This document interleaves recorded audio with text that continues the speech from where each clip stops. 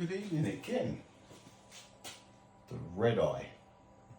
So somebody asked me, so what's with this speed of light reading and the coordinates for Pyramid Giza? Has it got anything to do with the speed of light?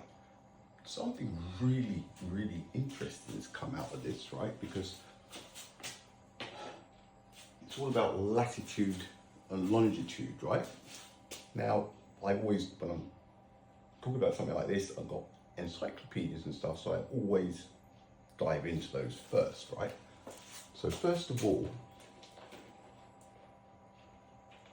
when you say, has Pyramid Giza got anything to do with the speed of light, what we have to understand is the planet came first, right?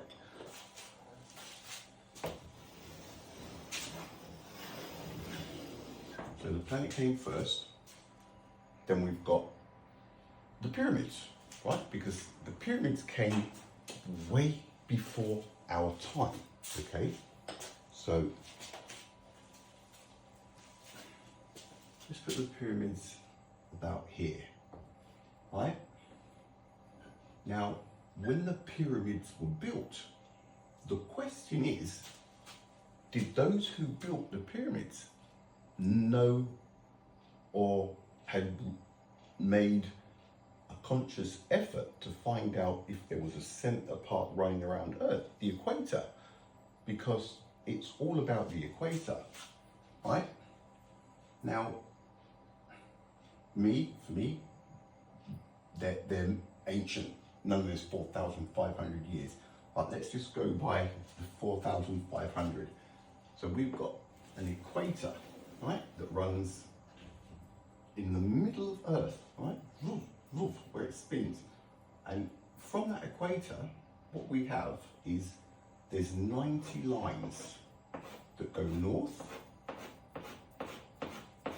right, 90 that go north, and 90 lines that go south. So it's 180, this is degrees basically, right? Now, we've then got, so this is latitude, right? Now the longitude lines are lines that go this way, right? And now I've done them wider just so that they don't mix up. There's 360 of them, right? It goes obviously all the way round, if it's round, okay? I have to start saying that, don't we? But, right, so what we have, the longitude lines, the center, the zero, is in Greenwich in the UK. For whatever reason, they decided, right, we're going to use Greenwich. So that's why it's called Greenwich Mean Time, right? So that's 0 degrees. Now, the equator, it runs along the middle.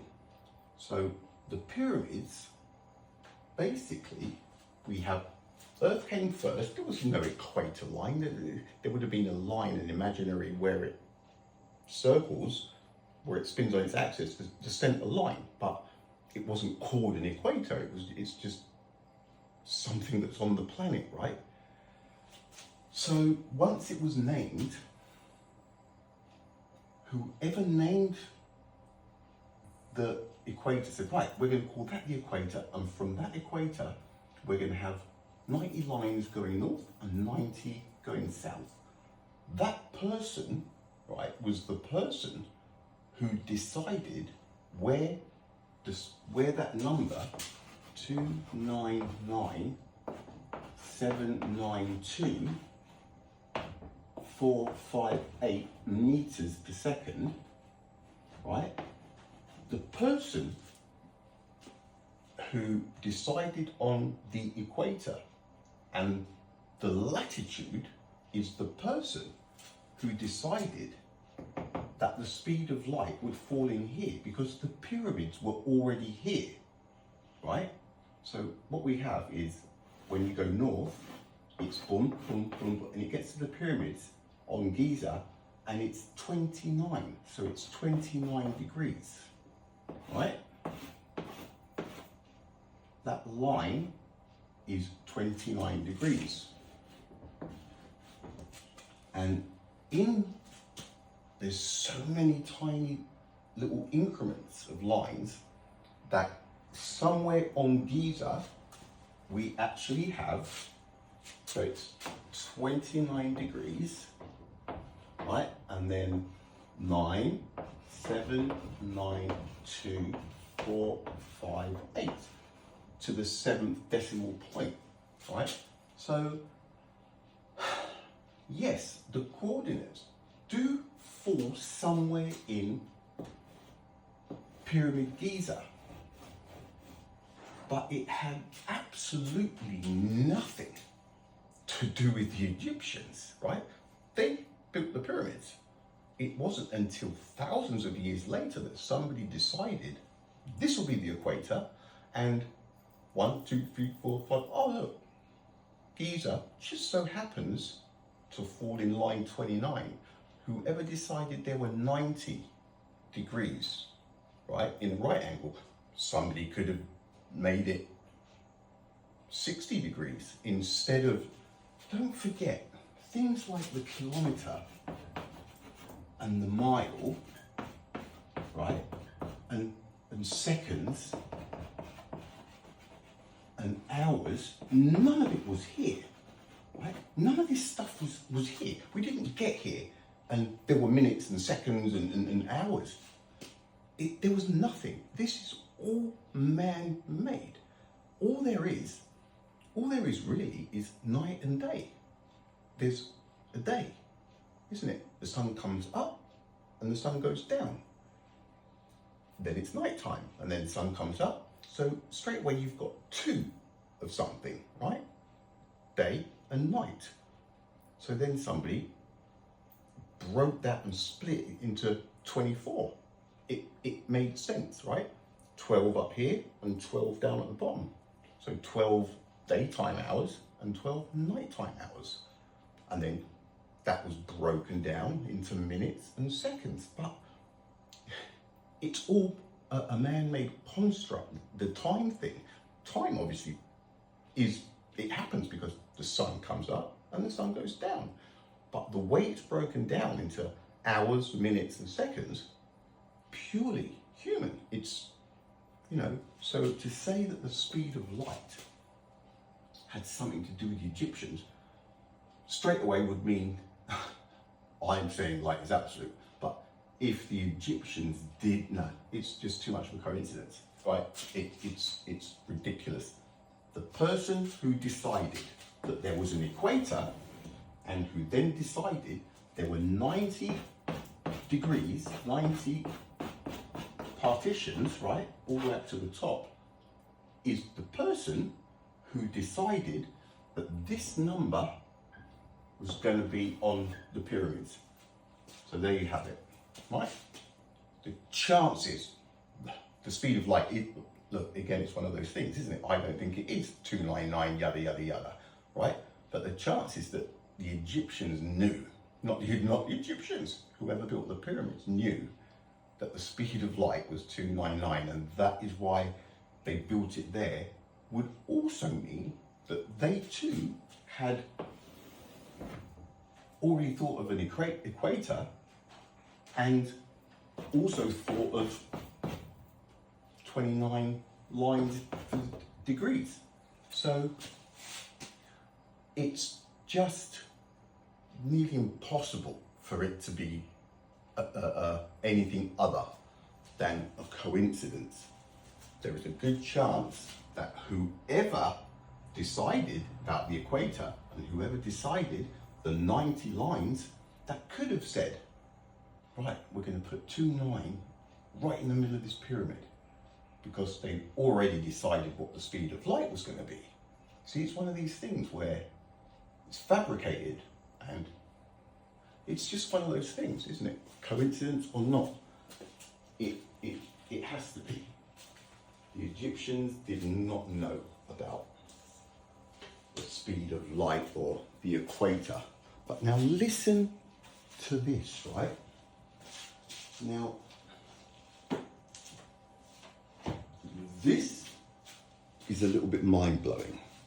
So I've got my 1961s, right? Science.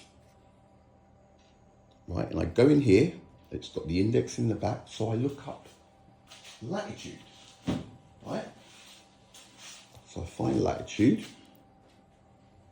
right? There is it, there we go. Right, it's latitude and longitude. Now this is 1961, okay? Book 8. Now listen to this. Listen to this. It's actually it is kind of a bit mind-blowing, right? Because it's really not long. Listen to this. Latitude and longitude determination. Because we have only incomplete knowledge about the exact shape of the Earth, our maps are only approximately correct. IGY scientists were to use a new device, the dual-rate camera, and an improvised version of an old device, the astrolabe, in order to determine latitude and longitude with greater exactness. It was expected that the IGY program would help determine the exact shape of the Earth and make our maps more accurate. It might also supply answers to such questions as, are the continental masses adrift? 60 observatories were to feed data into the US Naval Observatory in Washington, D.C., where computers would digest the material. The results of this program will probably be made available to scientists by 1960.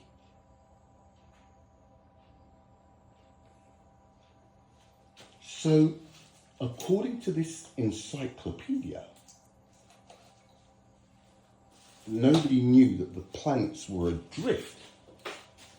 Don't they? I mean, let's face it, they tell us that Africa and South America are separated by an inch a year or something, don't they?